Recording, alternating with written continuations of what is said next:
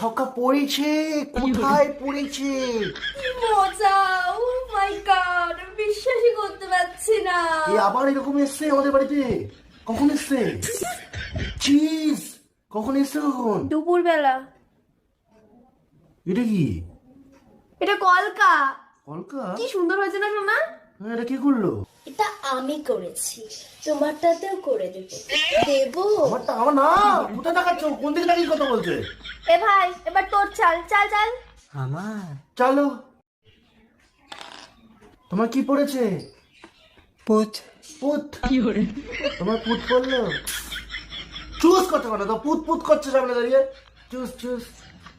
পুত পুত দাও। পুতে ওঠা পুতে ওঠা।